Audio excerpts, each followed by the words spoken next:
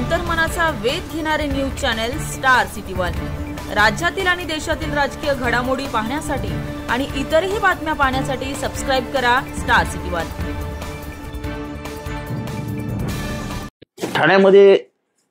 ठाणे महानगरपालिका परिसरामध्ये एक जोरदार चर्चा चालू आहे।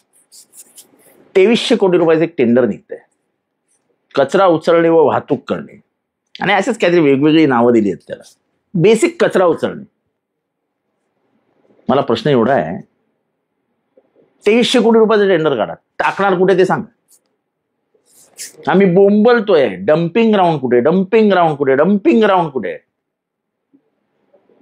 अरे या महापालिकेला साधं डम्पिंग ग्राउंड स्वतःच करता नाही आलं।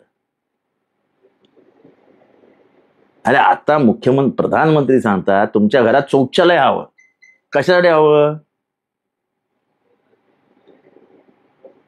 अरे हे शौचालयच ना डम्पिंग ग्राउंड, म्हणजे या शहराचं शौचालय। या शहराला शौचालयच नाही, या शहराचा कचरा टाकतात कुठे? महापालिका आयुक्तांनी पत्रकार परिषद घेऊन सांगावीत की तुम्ही टाकता कुठे कचरा।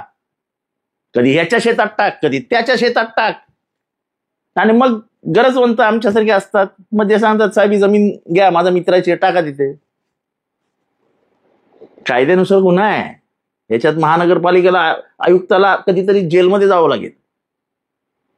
महापालिका आयुक्त लेखाजोखा तपासा, तुमच्याकडे 230 कोटी रुपये तरी आहेत का अधिकचे महानगरपालिकेत? 100 कोटी तरी आहेत का?